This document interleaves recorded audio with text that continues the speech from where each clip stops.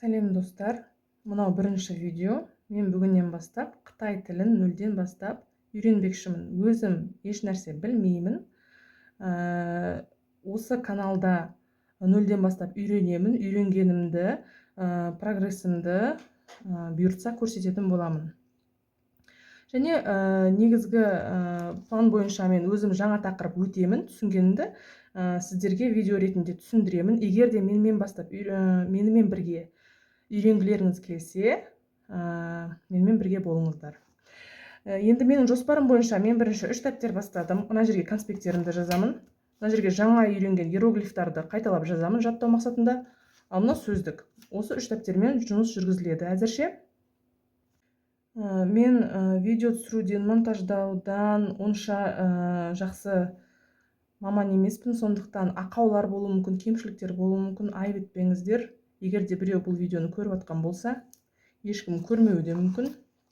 Ендеше бірінші сабақты бастаймын. Енді Қытай тілі. Қытай тілінде кез келген тілдегідей әліппе болады.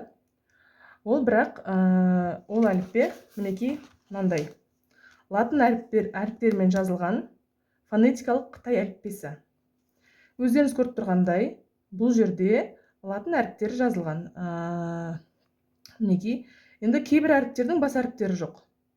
Бұның себебі бұл әріптер буынның, яғни сөздің басында кездеспейді екен. Шатыспаса мына үй деп оқылады, у және и әріптері, дыбыстары.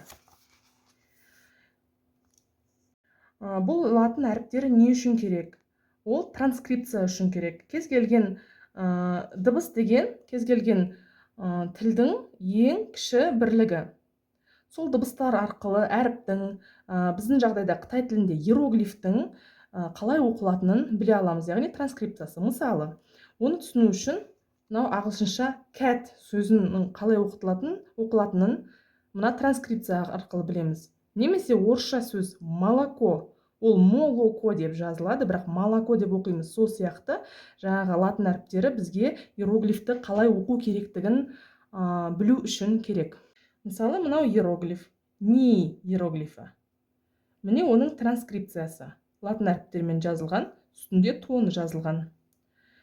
Қытай әліппесі, яғни мынау транскрипциясы жазылуы, бұл пинyin деп аталады.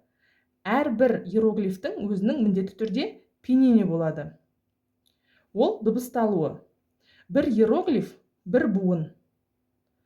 Бір иероглиф инициаль, финаль тоннан тұрады. Инициаль дегеніміз ол дауыссыз бөлігі, финаль дауысты бөлігі, яғни басы және соңы.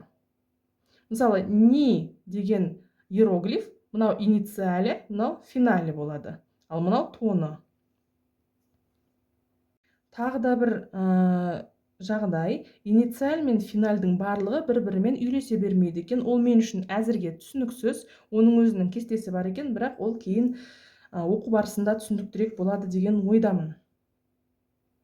Басында буындардың дыбыстары бір-біріне ұқсауы мүмкін. Ол жаңағы тондардың әртүрлі болуын біз ұқпауымыз мүмкін, оған құлақ үйрену керек екен. Қорытынды, дыбыс тілдің ең кіші бірлігі, пинyin ол буынның, яғни иероглифтің транскрипциясы, барлық иероглифтің пинyiні бар. Бір иероглиф, бір буын. Қытайша сөздер бір немесе екі буыннан тұрады көбінесе. Кейде, сирек жағдайда 3 немесе 4 буыннан тұрады екен. Буын, яғни иероглиф, инициаль, финаль тоннан тұрады.